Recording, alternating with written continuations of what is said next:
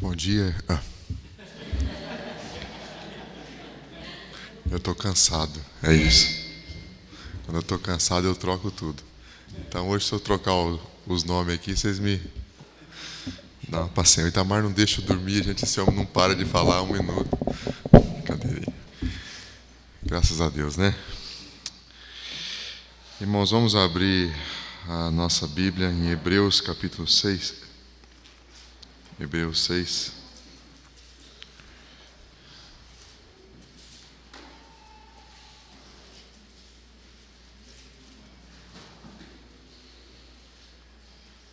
Hebreus capítulo 6.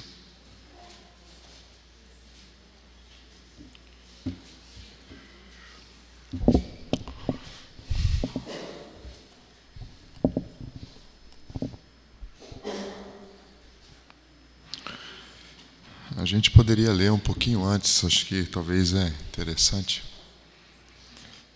Se você lesse aí o versículo do capítulo 5, versículo 11, 12, 13, os irmãos estão conseguindo ler o livro ou não?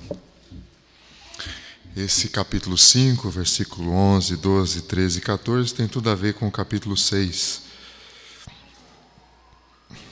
Ele diz assim no capítulo 5, versículo 11: A esse respeito temos muita coisa que dizer e difíceis de explicar, porquanto vos tendes tornado tardios em ouvir. Pois com efeito, quando devíeis ser mestres, atentando ao tempo decorrido, tendes novamente necessidade de alguém que vos ensine de novo quais são os princípios elementares dos oráculos de Deus. Assim, vos tornastes como necessitados de leite e não de alimento sólido. Ora, todo aquele que se alimenta de leite é inexperiente na palavra da justiça, porque é criança, mas o alimento sólido é para os adultos, para aqueles que pela prática têm as suas faculdades exercitadas para discernir não somente o bem, mas também o mal. 6, capítulo 6. Por isso, pondo de parte os princípios elementares da doutrina de Cristo. Vamos ler essa frase, irmãos, juntos? Até o perfeito? Vamos ler juntos? Deixemo-nos levar para o que é perfeito, não lançando de novo a base do arrependimento de obras mortas e da fé em Deus.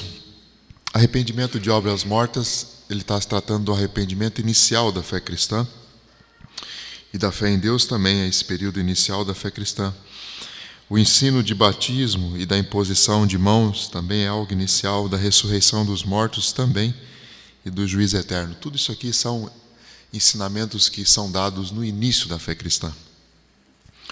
Isto faremos se Deus permitir. 4. É impossível, pois, que aqueles que uma vez foram iluminados e provaram o dom celestial e se tornaram participantes do Espírito Santo e provaram a boa palavra de Deus e os poderes do mundo vindouro. 6. E caíram. Lembra que esse verbo apareceu várias vezes lá no capítulo 3. E caíram, tem o mesmo significado. Sim, é impossível outra vez renová-los para arrependimento, visto que, de novo, estão crucificando para si mesmos o Filho de Deus e expondo-o à ignomínia. Porque a terra que absorve a chuva, que frequentemente cai sobre ela e produz erva útil, para aqueles por quem é também cultivada, recebe bênção da parte de Deus. Mas, se produz espinhos e abrolhos, é rejeitada e perto está da maldição, e o seu fim é ser queimada. Vamos orar?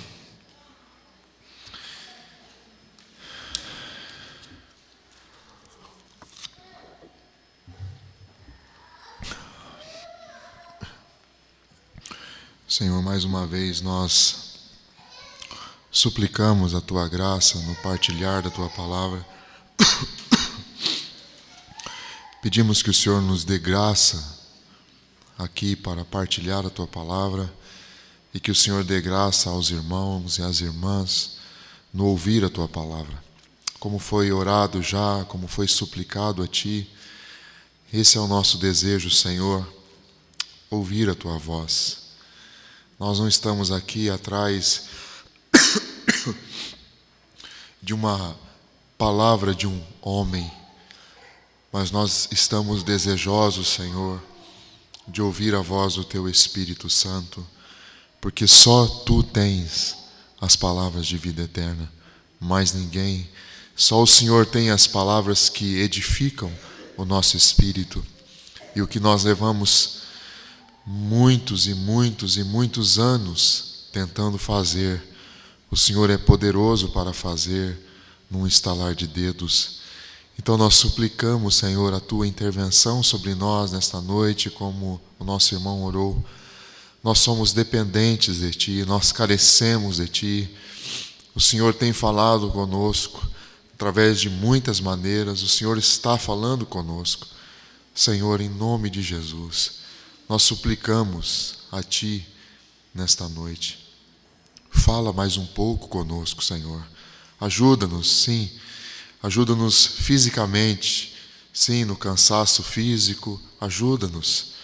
Ajuda-nos, ó Senhor, para que a nossa alma não se disperse, para que não percamos nenhum momento aqui diante do Senhor, que o nosso coração, sim, esteja concentrado em ouvir a Tua voz, desejoso em ouvir a Tua voz, para que possamos ser um pouco mais edificados e um pouco mais transformados por Ti. Esse é o nosso desejo, Senhor, em nome do Teu Filho amado, Jesus. Amém. Irmãos, o Senhor tem nos falado nessa carta, e nós não podemos perder isso de vista, de que quando Ele fala, o desejo dEle, como a nossa irmã aqui trouxe uma palavra para nós, o desejo dEle é que o nosso coração esteja aberto para ouvi-lo. Porque o Senhor fala e fala muitas vezes. Aqui mesmo, no capítulo 12, até gostaria que você desse uma olhada, esse texto me veio agora à mente, capítulo 12, no versículo, deixa eu achar aqui, você vai ver que em todo o tempo ele está dizendo isso aqui nesse livro. Capítulo 12, versículo 25, dá uma olhadinha aí.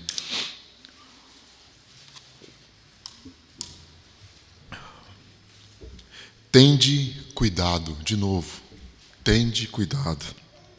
Não recuseis ao que fala, pois se escaparam aquele que recusaram ouvir quem divinamente os advertia sobre a terra, muito menos nós, os que nos desviamos daquele que dos céus nos adverte. Você vê, irmão?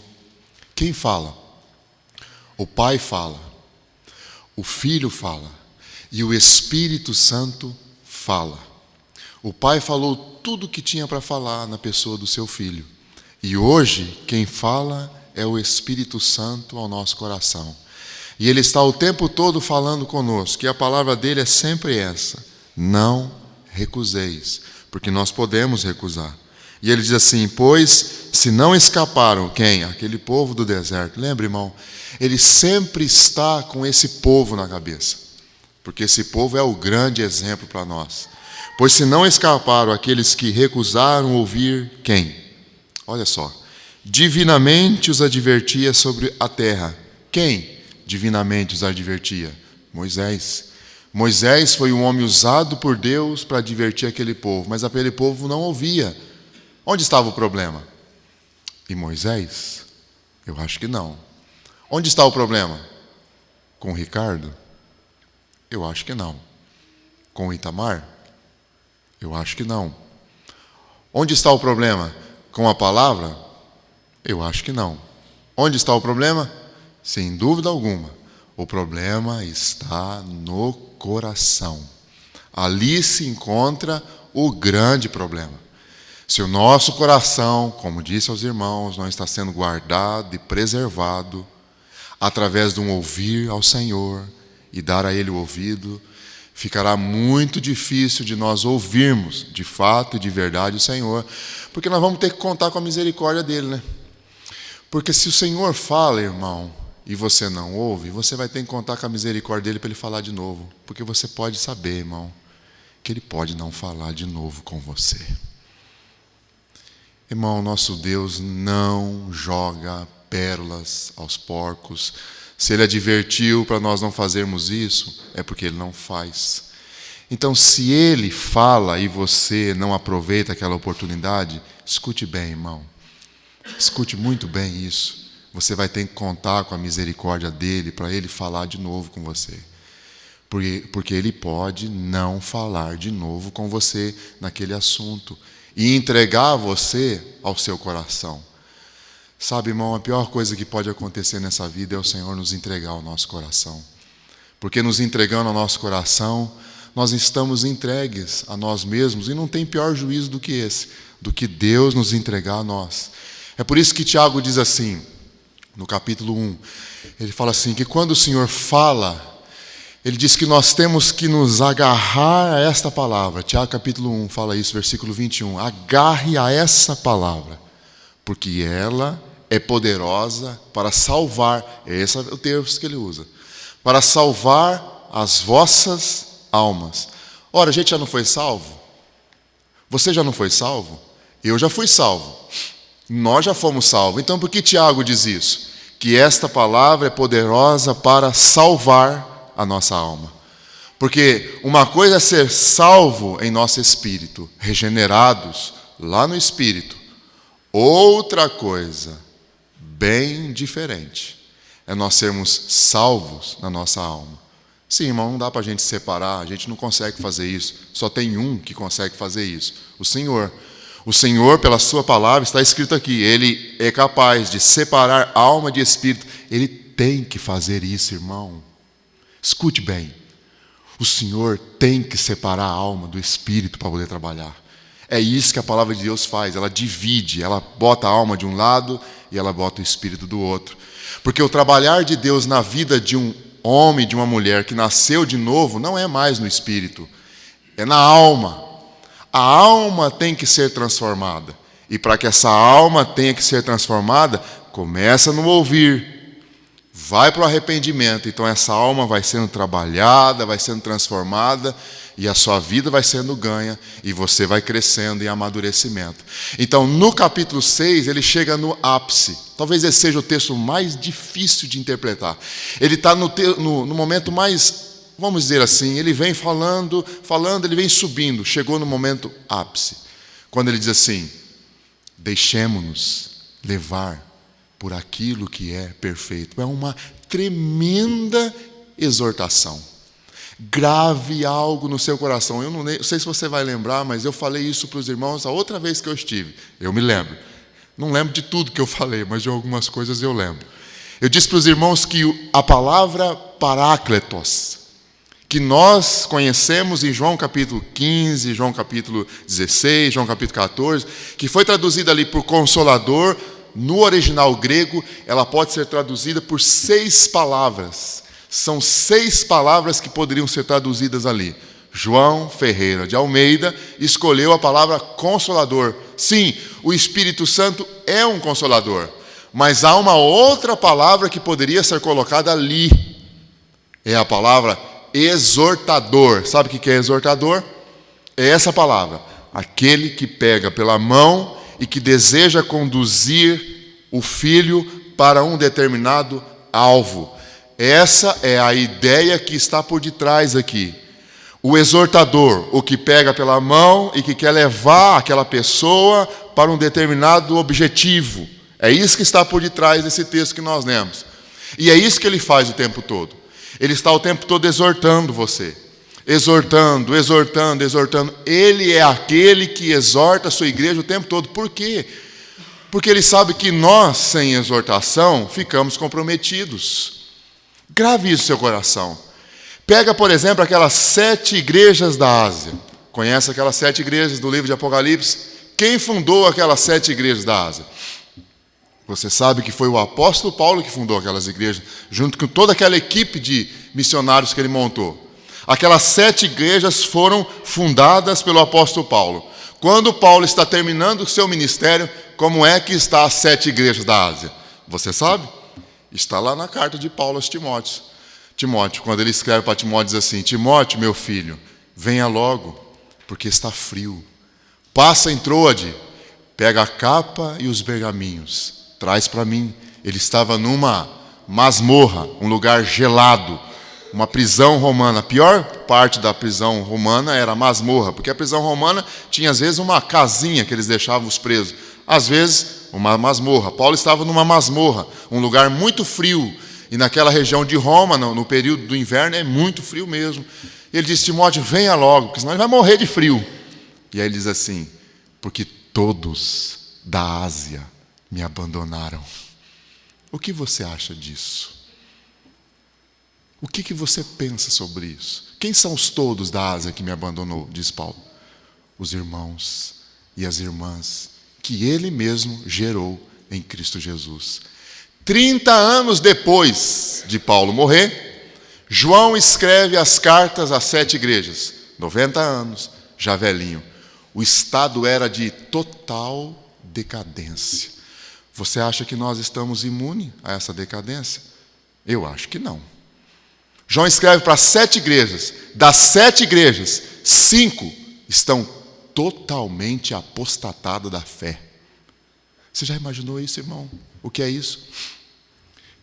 Das 7, 5 estão totalmente afastadas do Senhor. E é tão interessante, né? Porque começa com Éfeso e termina com Laodiceia. Qual é a exortação do Espírito Santo para Éfeso? Lembra? O Espírito Santo, primeiro, ele começa elogiando, né? Porque o Espírito Santo é tão maravilhoso, né? Ele é aquele que sabe exortar. Primeiro ele começa elogiando, ele diz assim: vocês têm uma boa doutrina. Isso não quer dizer nada. Vocês têm um labor. Isso não quer dizer nada. Vocês são perseverantes. Isso também não quer dizer nada. Desde que se acabe o principal. Qual é o principal? Quando ele diz assim: tenho, porém, contra ti, que deixastes o teu. Ali foi traduzido como primeiro, irmão, mas poderia ser colocado, sabe como? A palavra no grego ali é melhor amor. Irmão, se você perder o seu melhor amor, a gente acha que o primeiro amor é aquele amor do começo, né, da fé cristã. A gente fica assim: eu preciso voltar. E tem até uma música do Carlinhos Félix: eu quero voltar ao primeiro amor. Aí todo mundo fica cantando aquela música num saudosismo, e fica pensando naquele amor que tinha lá no começo da fé cristã. Não tem nada a ver com isso, irmão. Isso é coisa da nossa cabeça. Isso é coisa da gente. Primeiro amor não é aquele amorzinho que você tinha lá. Primeiro amor é o melhor amor. É amor que você teve lá, que você deveria ter no meio e que você deve ter até o fim. É o amor que não troca o Senhor Jesus por nada. É o amor que realmente... Porque é fácil, irmão, nós cantarmos que Ele é o primeiro. É muito fácil. Aliás, se tem uma hora que a gente mente bastante, é quando a gente está cantando, né? É muito fácil. A questão é: o Senhor é o nosso melhor amor? Ele diz assim: tenho, porém, contra ti, que deixastes o teu melhor amor. E aí ele fala para a igreja, essa igreja: volta, se arrependa, porque senão removo de ti o teu candeeiro. Sabe o que aconteceu com aquela igreja? Ela não se arrependeu. A igreja de Éfeso não se arrependeu. Sabe o que aconteceu com ela? Ela não existe mais. Ele removeu ela da face da terra. Depois você pega a igreja de Esmirna, uma igreja duramente perseguida. Muito perseguida, estava sofrendo muito. O Senhor diz o que para ela? Ser fiel até a morte, e dar-te-ei a coroa da vida. Por que ele diz ser fiel até a morte e dar-te-ei a coroa da vida? Porque ele mesmo foi fiel até a morte, e morte de cruz. E o que ele pede para nós? O que ele nos dá: fidelidade até o fim. É isso que ele pede para nós. O Senhor nunca vai pedir para você o que ele não te dá. O Senhor já te deu fidelidade até o fim. É só você depender dele, que você será fiel até o fim. Depois a igreja de Sardes, ele diz assim: tem nome que está viva. Olha, irmão, Dá para dar uma impressão de que está vivo. Mas ele diz assim: eu te conheço, você está morto.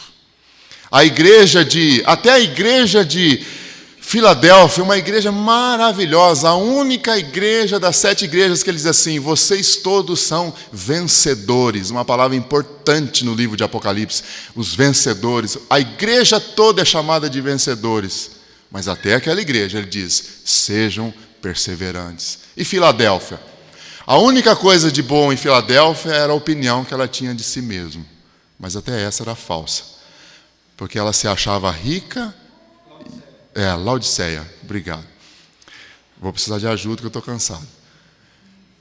Ela se achava rica e abastada. E o Senhor diz o que para ela? Você é pobre, cega e nu.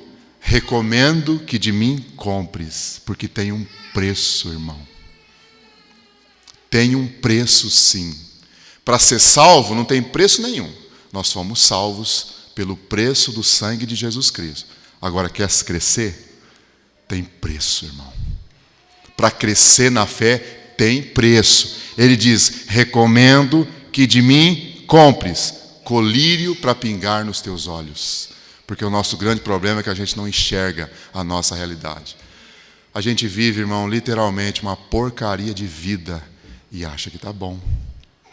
E acha que está muito bom. E enquanto a gente vive essa porcaria de vida, o Senhor nos deixa. Agora, quando a gente vai aos pés do Senhor e diz: pinga o teu colírio nos meus olhos, irmão, a realidade muda. A gente realmente vai passar algumas semanas, quem sabe, em prantos, chorando. Vai lavar a louça? Chora. Vai lavar a roupa? Chora. Vai lavar o carro? Chora. Deita na cama? Chora. Acorda de madrugada? Chora. Porque o Senhor está mostrando a tua realidade. Sabe qual é o nosso problema, irmão? A gente não se enxerga. Por isso que a gente fala tão mal da vida dos outros. Porque a gente não se enxerga. É como William Karen, né? Que pediu uns missionários para o Senhor, e o Senhor mandou uma leva de missionário para ele. E veio um lá que dava trabalho. Toda vez na oração ele estava lá, falando mal do missionário para o Senhor. Mas esse missionário é assim, esse missionário é assado, esse missionário é assim. E o Senhor disse assim para ele: William, quem te deu autorização para falar mal do meu servo? William, meu querido, você se conhece?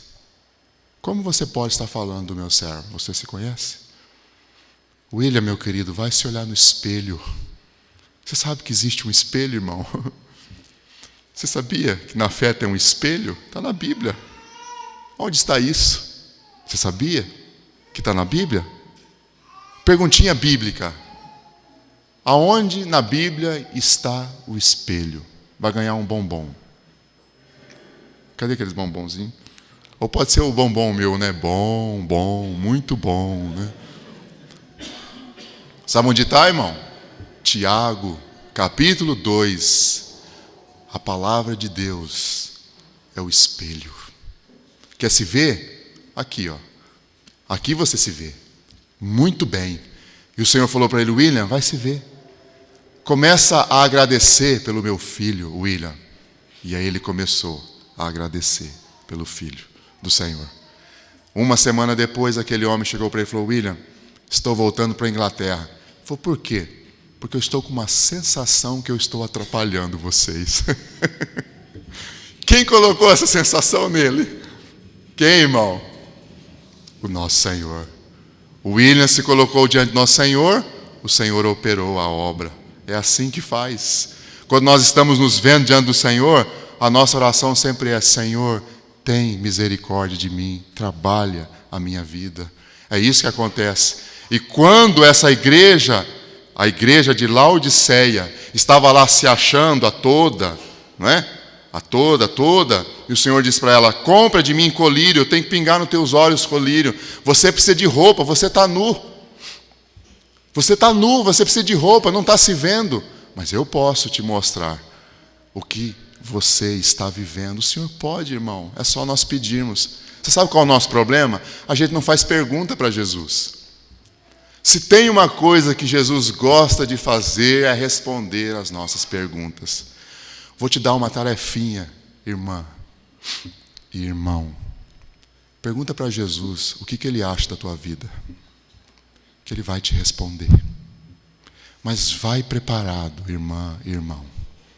Vai preparado, porque o Senhor vai realmente te botar de coração, de joelhos. Porque é muito fácil nós dobrarmos o nosso joelho. Agora é muito difícil. Nós, como Itamar orou, a nossa alma estar de joelhos como fruto de uma contemplação diante dele. Aí a gente cai mesmo diante do Senhor. Aquela igreja precisava tanto ver quem ela era. Será que nós também não estamos precisando, irmão, ver quem somos? Eu acho que estamos precisando sim. Aquela igreja foi tão duramente exortada, todas elas. Começou com amor e terminou com o quê? Com falta de total realidade espiritual. Laodiceia não tinha nada de vida. É assim, irmão. Começa com o coração duro, falta de amor, e termina totalmente afastado do Senhor. Vai ser sempre assim. A lógica das 7 igrejas é a mesma lógica do livro aos Hebreus. Porque quem inspirou Apocalipse foi quem inspirou aos Hebreus. Ele só tem uma linha, ele não tem duas. Ele só fala uma coisa. O que ele pede? Se hoje ouvirdes a minha voz, não endureça o seu coração. É só isso que o Senhor pede para nós. Ele nos exorta, irmão, constantemente. O nosso problema é que nós não vemos o que é a exortação. Você sabe que eu já ouvi de alguns irmãos, crente é um bicho burro. Falei, é mesmo, irmão, por quê? Sofre pra chuchu. É mesmo. Sofre bastante? Sofre. Durante a semana passa um perrengue. Vai para o culto e só leva paulada do pastor. E ainda tem que dar o dízimo alegre, né, pastor? Falei, é essa visão que você tem de crente, irmão? Que lástima. É essa visãozinha que nós temos. Eu já ouvi muitas vezes isso, não foi só de um, não. Eu passo uma semana toda difícil, eu vou para a igreja para usar uma palavra que me coloque para cima.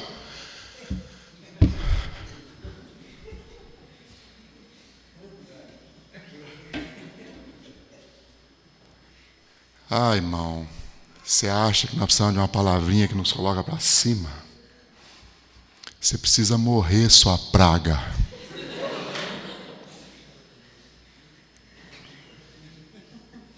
Você não percebeu, não, que você é a grande tragédia da tua vida?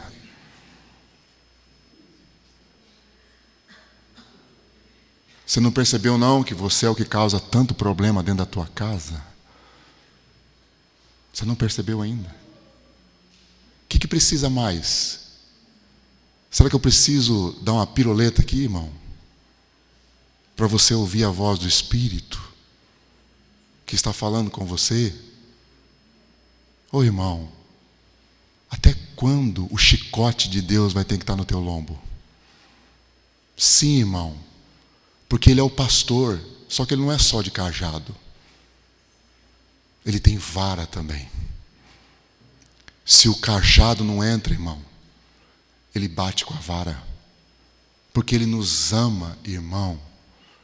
Você acha, irmão, que Ele nos comprou com o seu sangue para que a gente possa se reunir para se sentir bem? De onde você tirou isso, irmão?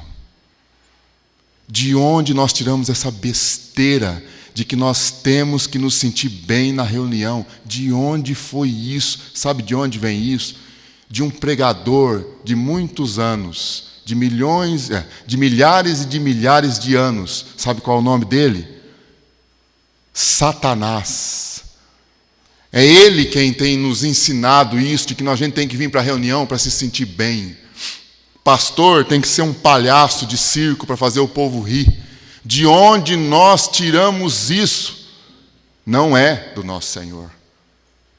Sabe quando nosso Senhor realmente está alegre, irmão? Quando nós estamos quebrantados diante dEle.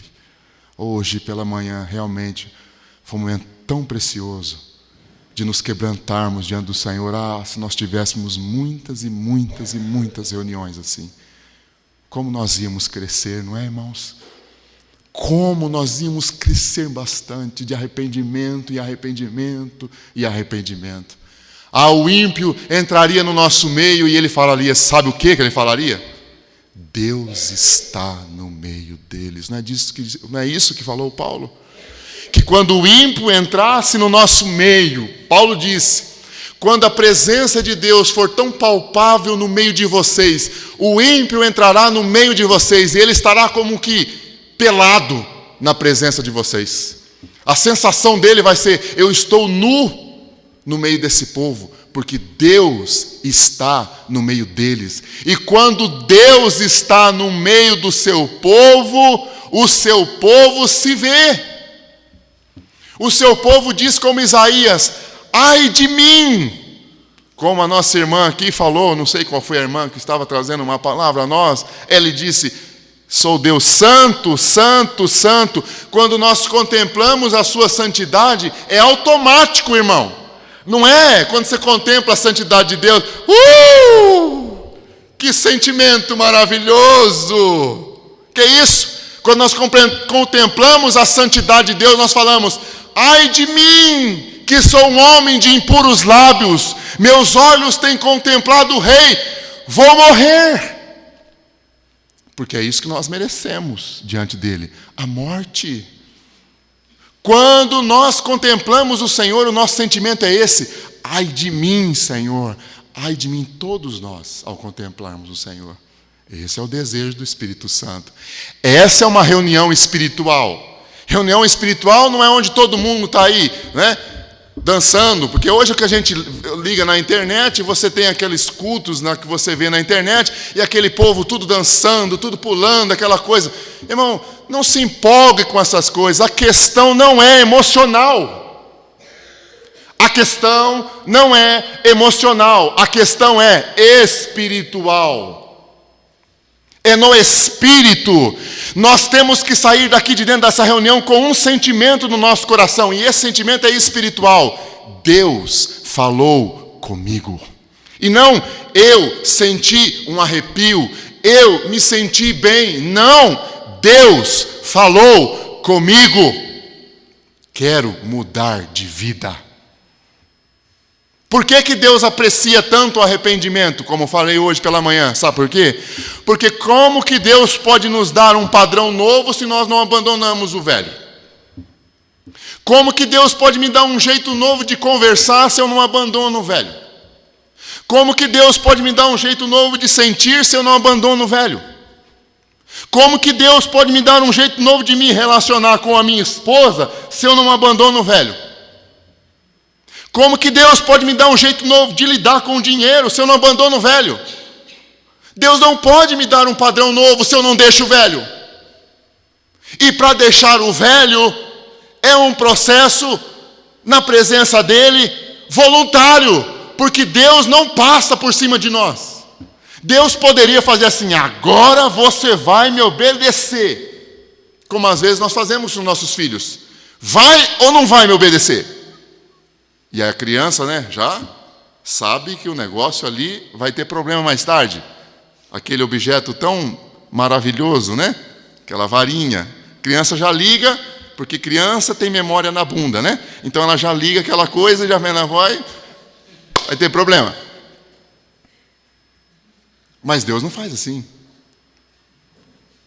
Deus fala com você, filho, me dê ouvidos. Filho, isso que você está fazendo não é bom. Filho, esse jeito que você conversa não é bom. Filho, essa pessoa com quem você está relacionando, eu não tenho esse relacionamento para você, filho. Corta isso. Isso faz mal para você, você ainda não percebeu? Filho, esse tipo de comportamento que você tem faz mal para os teus filhos. Filho, para com isso. Você vai ouvir, filho? Não vai ouvir? Tudo bem, filho. É com você. É como se ele estivesse dizendo o tempo todo para nós assim, deixa, filho, eu levar você para o que é perfeito. Entendeu? A exortação dele. Deixa eu levar você, filho, para o que é perfeito. Deixa, filho. Porque senão, filho, você está correndo riscos.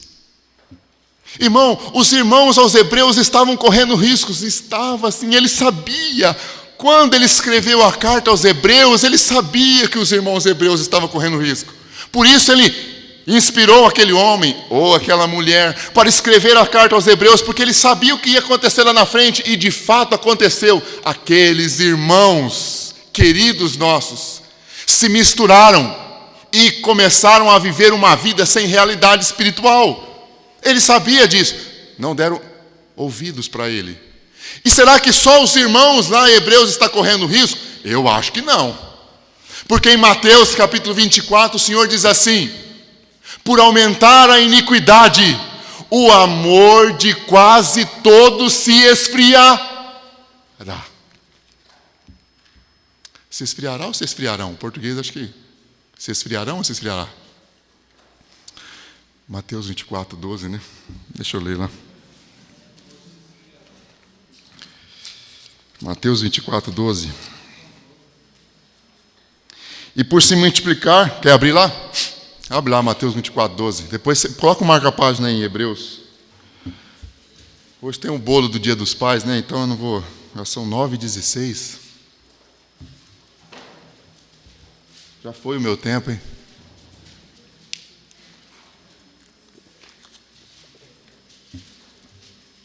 Não vai dar para eu explicar o Hebreus 6. Fui salvo. O Hebreus 6 é bem difícil. Mas Mateus 24, 12 diz o quê? Olha aí, irmão. Olha que palavra maravilhosa, né? O que diz aí? Todos acharam? E por se multiplicar a iniquidade, o amor se esfriará de quase? Pergunta aos irmãos. Quase todos quem? O que você acha? Quase todos quem? Tem que fazer a pergunta. Quem? O ímpio? O ímpio? O ímpio não tem amor pelo Senhor Jesus. De quem? Da igreja. Quase todos. E aí? Não é o que nós vivemos hoje? Uma frieza, uma apatia, uma indolência, um cinismo dos cristãos, são cínicos. Uma falta de temor ao extremo. Não se tem mais vida com Deus. Não se sabe mais o que é devocional. Não se sabe mais. Devocional? O que é devocional? Ninguém sabe mais o que é devocional. Afinal de contas, nós não temos mais tempo, não é? Devocional, o que é devocional? Aliás, ficam até irritados de ficar falando que tem que fazer devocional. Eu já acordo tão cedo. Como fazer devocional? À noite estou tão cansado. As famílias não oram mais? Não buscam mais o Senhor? Não se sabem mais o que é buscar ao Senhor? Não se sabe mais. Não se sabe mais. As mulheres não se sabem mais o que é vida de oração. Os homens não se sabem mais o que é vida de oração. Por se aumentar a iniquidade, é o que nós estamos vivendo hoje, irmãos. O mistério da iniquidade está imperando nos nossos dias, por todos os lados. Não precisa se esforçar para explicar o assunto. Todo mundo aqui sabe do que eu estou falando. O amor de quase todos se esfriou. Está todo mundo frio. O Senhor Jesus disse assim, quando eu voltar, a irmã também falou, vamos pegar a palavra aqui da irmã. O Senhor diz assim, eu estou voltando. Está próxima a minha vinda. Amém. Aqueles que amam ao Senhor Jesus dizem, Maranata. Não é assim que Paulo diz? Os que amam o Senhor dizem, Maranata. Que Maranata? Que Maranata? Hoje em dia, se é jovem, eu quero casar. Se já casou, eu quero fazer meu pé de meia. Se já tem um pé de meia, eu quero fazer aquilo lá. Eu quero aquilo lá.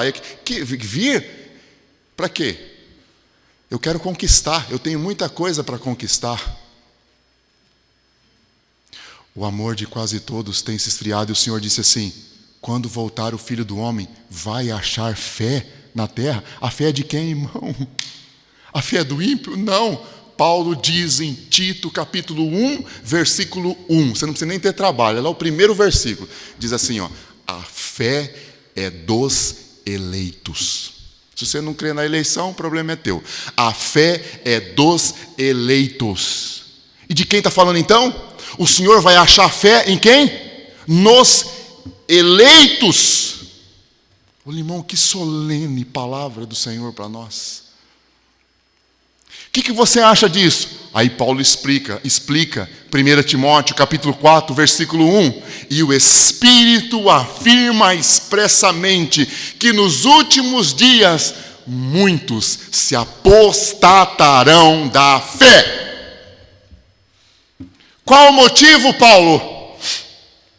Qual o motivo, Paulo? Ele vai dizer, por darem ouvidos a espíritos enganadores. Vou dizer uma coisa para você, irmão. Abre bem os ouvidos. Você foi criado por Deus com uma característica, para dar ouvidos para alguém. Se você não dá ouvidos para o Senhor, você vai dar ouvidos para outro. Quem é esse outro? Sim, Satanás. Exemplo bíblico, apóstolo Pedro. Quando o Senhor disse assim para ele, falando da sua morte, da sua obra na cruz do Calvário, ele chama o Senhor no canto e diz assim, mestre, não te suceda tal coisa. O Senhor olha para ele e fala assim, arreda-te de mim, Satanás, porque tu não cogitas as coisas de Deus, e sim da dos homens. Pedro estava possesso? Me desculpe, irmão, mas eu não acredito nisso. Pedro já era salvo. O que aconteceu com Pedro? Ele foi criado para dar ouvido para alguém. Você também foi. E o apóstolo Paulo nos adverte sobre esse assunto muitas vezes, porque Paulo diz por várias vezes que por detrás da carne, que por detrás do mundo, que por detrás do ego tem um espírito maligno chamado Satanás. Ou, que Paulo fala, príncipe da potestade do ar. Isso é sério. O diabo não quer nos destruir, ele não pode nos destruir. Satanás não pode destruir a gente, nós somos invencíveis, irmão.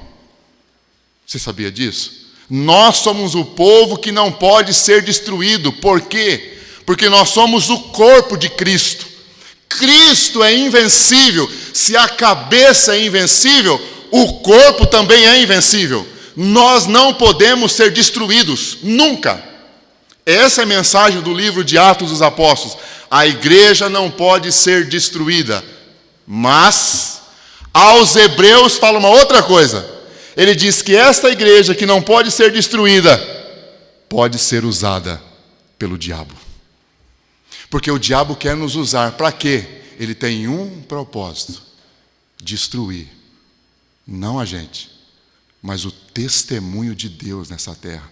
O diabo tem prazer quando o povo olha para a igreja e fala assim, dá lá uma olhada. Isso aí que é crente? Ele tem prazer nisso, irmão. Olha lá, olha como vive. Isso aí que é cristão? Quando Deus é envergonhado através do seu povo, o diabo tem prazer nisso. Disse aos irmãos, vou voltar a repetir, irmão, porque isso é solene e vem do Senhor. O diabo não tem problema nenhum de que você esteja aqui nesse acampamento. Já vou desmistificar essa besteira que a gente costuma ouvir. De que ele vai fazer de tudo para você não vir aqui. Isso aí é conversa, irmão. Você pode vir aqui. Você pode ouvir até uma palavra forte. Você pode até chorar aqui, irmão. O diabo não tem problema com isso. Isso é uma coisa que a gente vem alimentando aí, ouvindo de pastores, e a gente vai acreditando nessas coisas. Para com isso, irmão. O diabo pode até falar assim para nós, vai lá, adora o seu Deus, levanta a mão para Ele, canta louvores para Ele, fala um monte de coisa bonita para Ele, vai lá, adora o seu Deus, eu não tenho problema com isso aí não. Porque você no dia a dia é meu, eu mando em você, eu comando você, eu dirijo você. O jeito que você trata a tua mulher, é eu que mando. O jeito que você faz com os teus filhos, sou eu quem falo. O jeito que você lida com o dinheiro, sou eu quem digo. Você, a maneira como você vai, que se conduz, sou eu quem mando. Você faz tudo do jeito que eu quero. Você pode adorar o seu Deus, não tem problema nenhum que você adore o seu Deus. No fato, No fato, você é do seu Deus, mas na prática, você é meu. Eu comando a sua vida. Você se diz Senhor Jesus, servo do Senhor Jesus, mas na prática, você me serve. Você faz as coisas do meu jeito. Porque você ouve o seu Senhor e não obedece. Porque você é que nem eu. Você é um arrogante. Você não abaixa a sua cabeça para mim. Melhor, o Senhor dizendo, né? Você não abaixa a sua cabeça para mim. Você é que nem aquele povo do deserto. Como que o Senhor chamava o povo do deserto? Você lembra? Como é que o Senhor chamava aquele povo, irmão? Povo de dura serviço. Sabe o que é um povo de dura serviço? O que é um povo de dura serviço? Povo que não abaixa o pescoço. Povo empinado. Povo que só faz o que quer. Povo que dirige a vida do jeito que quer. Povo que faz o que dá na telha. Povo de dura serviço. Ah, quem me dera, disse o Senhor para Moisés, que esse povo ouvisse a minha voz. Quem me dera, porque quando o Senhor deu a lei para o povo disse assim, nós vamos te obedecer, Senhor. E o Senhor chamou Moisés no canto e falou assim, quem me dera que o coração desse povo estivesse inclinado para mim. Irmão, esse é o nosso grande problema. O problema da igreja de hoje é o mesmo problema da igreja primitiva, da igreja do Antigo Testamento, é o mesmo problema. Povo de dura serviço, que não abaixa a cabeça para mim, que me chama de Senhor, mas faz do jeito que quer, que conduz a vida sempre do jeito que quer, que não deixa eu levar, que não deixa eu conduzir, que não deixa eu transformar, porque, irmão, grave bem isso no seu coração, Deus não vai te forçar a nada. Deus não vai te forçar a nada. Vamos dizer isso várias vezes. Deus vai esperar por você. Quando você nasceu de novo, você nasceu por um milagre de Deus. O Senhor foi lá e fez um milagre. Você não fez nada. Novo nascimento, nós não fazemos absolutamente nada. É como no processo natural. Ninguém faz nada para nascer. Nasceu por vontade dos pais. Também é assim no processo espiritual. Nasceu por vontade de Deus. Agora, depois que nasce, eu lembro do meu filho mais velho, primeiro dia dele. Primeiro dia. Juliana botou ele no peito. Lembra disso, amor? Botou ele no peito, acho que foi no esquerdo, não sei qual peito que foi. Ela botou num peito. Ele rateou o tempo todo. A hora que ela tirou daquele peito e botou no outro peito, ele mamou. Eu falei, olha só. E a minha sogra do lado falando assim, mas é um anjinho. E eu pensava, mas não é não. Mas não é mesmo um anjinho. É uma serpentezinha. Aquele anjinho do Itamar, você olha que é um anjinho, não, é uma serpentezinha também. É raça de víbora, irmão. Você é, eu sou. Se não nascer de novo, né, Ita? Pode quebrar ele no pau. Não muda, irmão. Não muda. Só o novo nascimento. Começa com o novo nascimento. Começa com mudança. Estou para dizer agora para os irmãos também. Se diz que nasceu de novo e não teve mudança, uma palavrinha de Deus para você. Você não nasceu de novo. Porque novo nascimento tem que começar com mudança. Porque nasceu de novo. Está no reino de Deus. Está com um novo coração. Tem que começar com mudança. Começa com mudança, joia. Nasceu de novo. Agora começa o processo de parceria. Santificação é um processo entre nós e o Senhor. O Senhor fala, a gente ouve e obedece. Por isso que é tão importante aquele texto de 2 de Pedro, quando Pedro fala assim, amados, é importante que não nos esqueçamos de algo. Pedro diz assim, né? De uma maneira tão querida. Ele fala assim, o que nós não podemos nos esquecer? Ah, que tremendo. Lembra desse texto? 2 de Pedro, capítulo 3. Ele diz assim, que para Deus, um dia é como 1000 anos. E 1000 anos é como um dia. Sabe o que ele está falando ali, irmão? Ele está dizendo assim, Deus pode fazer algo que Ele leva em 1000 anos em um dia. Mas Ele também pode fazer o que Ele faz em um dia, em 1000 anos. Agora, vamos diminuir, né? Porque 1000 é muito para nós. Vamos colocar 40 anos, que é o tempo dos hebreus. O que Ele poderia fazer em 1 ano, Ele levou quanto tempo? O que você acha disso? Por que Deus levou 40 anos? Sabe por quê? Povo de dura serviço. Porque Ele não vai forçar nada. O ministério do Espírito Santo é um ministério de convencer. E convencer dá trabalho, irmão. Leva tempo. É devagar. É um trabalho de mestre. É uma destreza que só Ele consegue fazer. Ele vai conversando, aí Ele coxa um pouquinho aqui, Ele coxa um pouquinho ali. Quando a pessoa chega lá 10 anos, 40 anos, ela venceu aquilo que o Senhor estava falando com ela. Depois que ela passa por aquele processo, sabe qual é o sentimento dela? O sentimento dela é assim: graças a Deus, porque eu escolhi. Eu escolhi, porque é assim que Deus faz. Deus faz de tal maneira, Ele opera tudo, mas no final você fica com um sentimento: eu escolhi. Porque Deus não tira a tua escolha. Ele nunca vai tirar a tua escolha. Você tem que escolher. Jonathan Edwards dizia assim: Deus faz 100%, eu faço 100%. É um mistério maravilhoso, porque Deus não nos trata como robôs.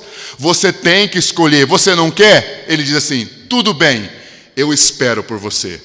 Esperei com paciência no Senhor, e Ele ouviu a minha voz. E o Senhor hoje está dizendo para nós: eu espero com paciência por você, até você ouvir a minha voz. Entendeu, irmão? Deus esperou aquele povo por 40 anos. Aonde Ele esperou? Ou mais especificamente, 38 anos. Você sabia, irmão, que Deus esperou o povo 38 anos em Cades Barneia? Você sabia que Deus ficou ali em Cades Barneia e deixou o povo voltar para o deserto? Deus disse para aquele povo: vocês não querem entrar na terra? Não tem problema. Os filhos de vocês, que vocês disseram que ia morrer no deserto, os filhos de vocês vão entrar, mas vocês vão voltar para o deserto. E vocês vão morrer no deserto. Os cadáveres de vocês cairão no deserto. Por 38 anos o Senhor ficou em Cádiz esperando o povo voltar. Quer dizer que Deus abandonou o povo? Não. Quer dizer que Deus não conduziu o povo. Escute bem: Deus nunca abandona você, mas se você não dá ouvidos para Ele, Ele não dirige você. O que você acha disso? Você pode até pedir, irmão: Senhor, me dá uma direção, Senhor, me dá uma direção, Senhor, me dá uma direção. Deus é um Deus de princípios. Deus tem caráter, irmão. Deus não quebra princípios. Não adianta você chorar, não adianta você espernear. Ele vai dizer para você: você vai ou não vai deixar esse pecado? Eu quero conduzir você, mas eu tenho princípios. Você tem que ouvir a minha voz. Senão, você é meu povo, eu cuido de você, a tua sandália não vai desgastar, a tua roupa não vai desgastar, mas eu não conduzo você, porque o povo do deserto durante 38 anos não eram mais peregrinos. A Bíblia diz: eram errantes. O que é um errante? Um errante é um povo perdido, irmão. Ficaram 38 anos perdidos no deserto. Hoje também, se não ouvirdes a minha voz, diz o Senhor, vai passar 40, 50, 60 anos perdido. Porque o Senhor cuida de nós. Ele vai cuidar sim, Ele é um Pai amoroso. Mas Ele nos deixa guiar do nosso jeito, até que a gente chega ao ponto na nossa vida de dizer assim para o Senhor: Senhor, eu não dou mais conta. Chega, assume daqui para frente. Eu não consigo mais. Eu cansei. Enquanto não chega nesse ponto, Deus larga e deixa a pessoa. É filho, é filho. É querido, é amado, mas tem que aprender. Deus tirou o povo do Egito não para fazer morrer no deserto. Deus tirou o povo do Egito para dar o que para eles? Canaã, terra que mana leite e mel. Por que a primeira geração não entrou? Sim, simplesmente assim, porque não quis. Porque se quisessem, teriam entrado. Porque a segunda geração entrou? Porque quis, porque respondeu ao agir de Deus, porque deu ouvidos à voz de Deus, então entrou na terra que mana leite e mel. Tomou posse daquela terra maravilhosa que Deus tinha para eles. E agora o livro dos Hebreus está dizendo para nós o seguinte: vocês que são povo de Deus, há também uma terra, há também uma herança. Deus salvou você do Egito, não para que você morra no deserto, não para que você viva como peregrino, não. Deus te tira do Egito para que você possa entrar na terra. Quem é a terra? Cristo Jesus. Para que você ganhe mais de Cristo Jesus, para que você receba mais de Cristo Jesus. Cristo Jesus é a terra que mana leite e mel, terra de bronze, terra de metais preciosos, como Moisés disse para o povo naquele discurso. Essa terra é rica, terra de bronze, terra de metais preciosos. Cavarás e acharás o bronze. Quem é essa terra? Cristo. Paulo disse lá, irmãos, em Colossenses, Cristo, de riquezas insondáveis. O que você quer? Uma bênção? O que você quer? Que Deus mude esse teu probleminha? E o Senhor está dizendo para você assim: eu quero te dar mais de Cristo. Eu quero transformar você através desse problema. Eu quero mudar você. Eu quero salvar você. Cristo é a resposta de Deus para nós. Deus não tem nenhuma bênção para nos dar, irmão. Tudo que Deus tem para nós é Cristo Jesus. O prazer de Deus, que Ele olhou para ele e disse: eis o meu filho amado, em quem eu tenho todo o meu prazer. Deus tem prazer em Jesus. E Ele quer nos dar mais de Jesus. É como se Ele estivesse dizendo para nós o tempo todo: filho, deixa eu infundir em você mais de Jesus. Ou nós achamos que Deus é um supermercado espiritual. Porque acho que alguns de nós acham que é isso, né? Porque fica assim: Deus, me dê mais amor. Você acha que Deus vai te dar mais amor? Deus não tem amor para te dar. Porque às vezes a gente acha isso, né? Que Deus é um grande supermercado espiritual. O que você precisa agora, irmão? Humildade. Deus, me dá mais humildade. Aí então Deus fala: só um pouquinho, tá bom? Aguenta aí, eu vou ali no supermercado aqui e já vou pegar a humildade. Ele corre lá, pega a humildade. Toma um pouquinho de humildade para você. É assim muitas vezes que nós achamos que Deus funciona. Deus não tem amor para te dar. Deus não tem humildade para te dar. Deus não tem paz para te dar. Deus não tem nada disso para te dar. Deus tem uma coisa para te dar. Essa coisa preciosa se chama Jesus. Nele está a paz, nele está o amor, nele está a mansidão, nele está a humildade. Quanto mais dele nós recebemos, mais parecidos ficamos com ele, mais maduros nos tornamos, e mais Deus olha para nós e diz: este é o meu filho amado, em quem eu tenho todo o meu prazer. E não essa religião diabólica que tem sido pregada nos púlpitos evangélicos, pregado por Satanás e pelos seus demônios. Porque hoje tem muitos pastores pregando a palavra de Deus, mas são inspirados, sim, irmão, não precisa cortar não, jacaré, por demônios, ensinando o povo a buscar uma coisa que Deus não tem para eles. Deus só tem uma coisa para você, se chama Jesus Cristo. E para você receber mais de Cristo, morra, criatura, você é o teu problema. Esses dias eu preguei isso lá em Maringá, não exatamente assim. E no final uma pessoa disse para mim assim: pelo amor de Deus, se você prega desse jeito, os visitantes vão chegar aqui, não vão querer mais vir aqui. Que bênção, né, irmão? Porque tem alguns visitantes que são trazidos pelo diabo. E quando a gente quer encher a igreja, a gente quer pegar. Vamos pegar os visitantes. Sai dessa, irmão.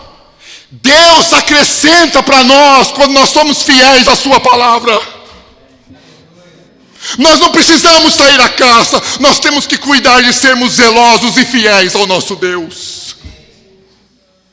E não é na nossa força, porque nós não podemos. Ninguém pode. mas no poder do Espírito Santo. Mas recebereis poder ao descer sobre vós o Espírito Santo, e sereis minhas testemunhas. Dependa do Espírito Santo que você pode.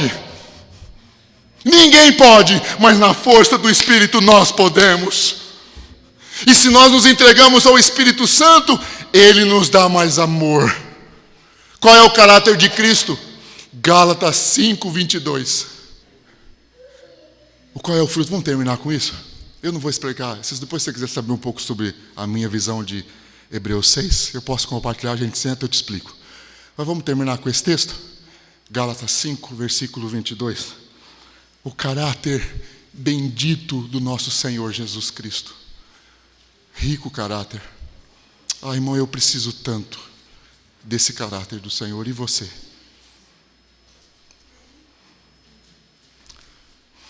Tanto. Deus sabe que a gente prega sobre os nossos calos. E todos nós temos as nossas lutas diante de Deus. E isso aqui é para todos nós. Por mais de 12 anos eu lutei com um pecado na minha vida. Por mais de 12, 13 anos, o pecado do mau humor. Sempre fui um homem muito mal-humorado. Por mais de 12 anos, fiz a minha esposa sofrer, fiz os meus filhos sofrerem. Muito com o meu mau humor.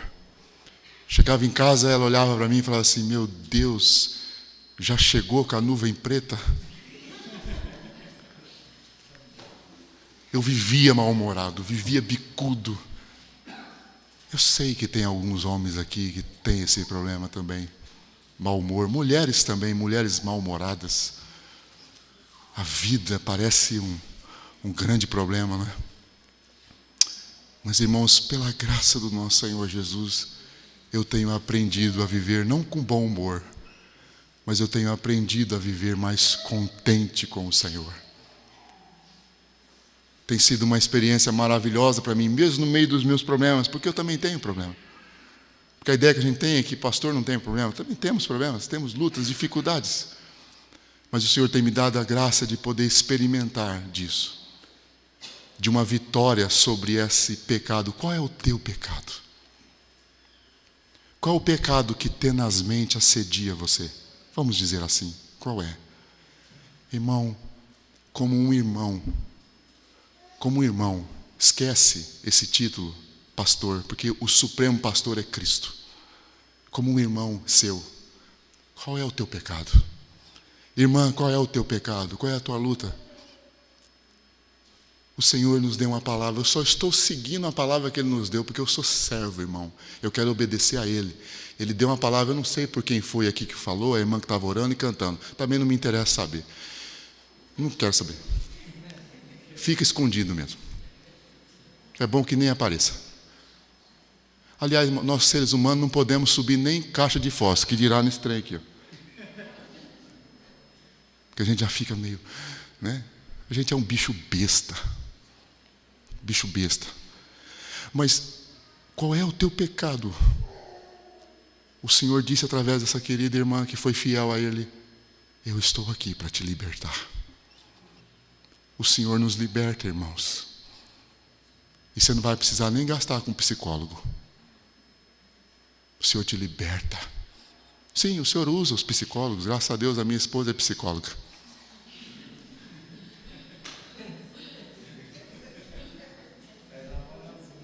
Faz uma moralzinha, né? Mas eu quero dizer para você que tem um psicólogo de mão cheia. O nome dele é Espírito Santo. E Eita me lembrou dessa palavra que eu preguei esses dias. Um tempo com vocês, eu tinha até me esquecido disso. Que palavra preciosa, rica. Ele é o nosso supremo psicólogo. Ele nos cura e nos liberta de uma maneira tão doce, tão preciosa, que Ele não nos violenta. Ele nunca vai forçar você a nada. Ele vai sempre deixar você escolher. E no final de tudo, quando você escolher o certo, Ele vai olhar para você, vai sorrir para você e você vai poder dizer: obrigado, amado Espírito Santo, porque o Senhor deixou eu escolher. Eu cresci, Eu agora consigo tratar a minha esposa de um outro jeito. Eu agora consigo tratar os meus filhos. Eu agora consigo viver na rua de um jeito diferente. Os vizinhos podem ver um homem diferente. Eu agora consigo lidar com dinheiro diferente. Eu não estou mais preso ao dinheiro. O dinheiro é teu. O dinheiro é teu. Não sou mais carente de relacionamentos, de amizades que o Senhor não tem para mim. Obrigado, Espírito Santo, porque o Senhor está me libertando. Venha o que vier. Eu confio em Ti, eu dependo de Ti. Irmão, essa é a vida que Ele tem para nós. Ele não vai violentar você, não vai.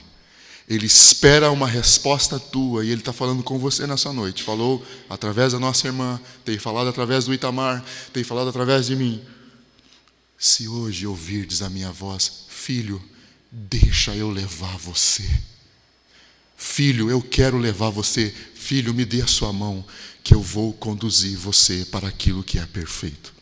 Quer dizer que você vai se transformar em uma pessoa perfeita? Não, irmão. Perfeito aqui nunca.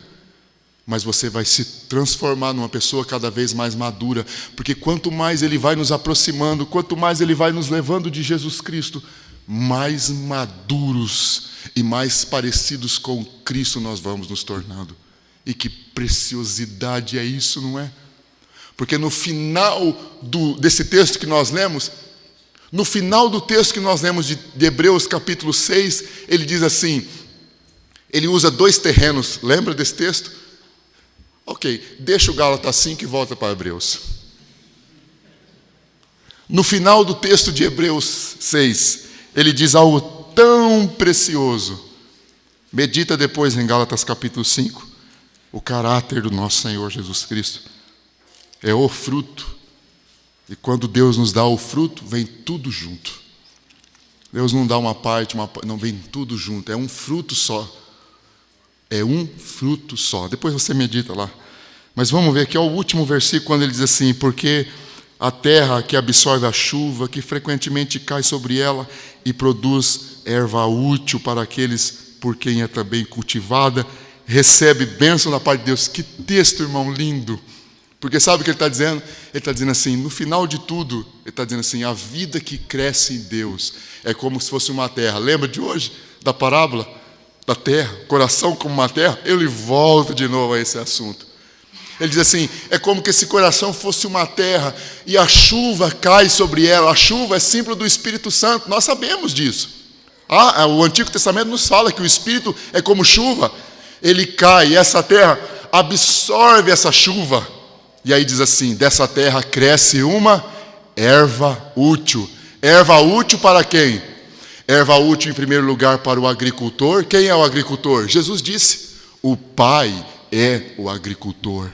É o Pai que está esperando algo de nós. É o Pai que olha para nós quando as coisas começam a frutificar dentro de nós. Através de nós o Pai olha e fala, esse é meu filho amado, em quem eu tenho prazer.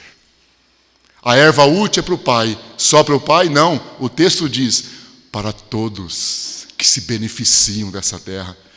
Irmão, que bênção é para uma casa, um homem e uma mulher que está crescendo. Que bênção é para uma casa, para uma igreja, irmãos e irmãs que estão amadurecendo. Que bênção poder conviver com esses irmãos. Que graça. Que humildade. Como eu disse hoje para os irmãos, você olha para aquela pessoa e fala assim, que amor, que graça, que humildade, que coisa maravilhosa. E aquela pessoa olha para si e fala, ô Senhor, eu me conheço. Trabalha mais a minha vida. Mas ele diz assim, aquele que não está crescendo, olha aí, versículo seguinte, mas se a terra não recebe a chuva, se a terra não acolhe a voz do Espírito Santo, se a terra não abraça a palavra que vem do Espírito Santo, ele diz assim, produz espinhos e abrolhos. Espinho serve para quê, irmão? Machucar, ferir, agredir. Uma vida que não cresce em Deus, uma vida que não amadurece em Deus, uma vida que não cede ao Espírito Santo espaço para trabalhar nela, essa vida vai produzir espinhos, ou seja, ela vai o tempo todo ferir, agredir.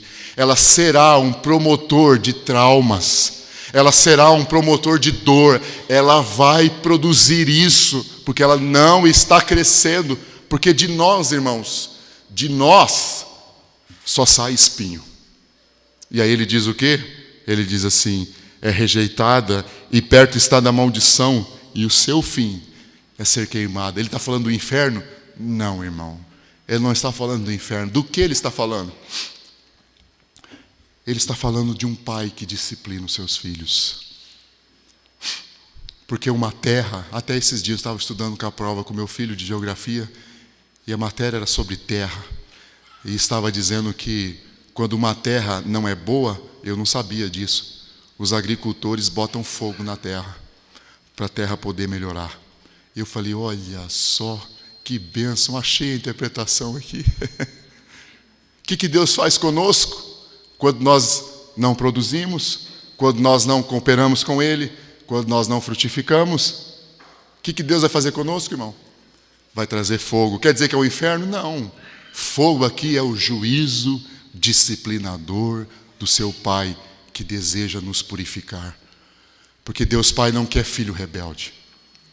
Deus Pai não quer filho desobediente. Deus Pai não quer filho arrogante. Deus Pai quer filho submisso, obediente, quebrantado, que ouve a voz do Espírito. Tem pecado? Tem pecado.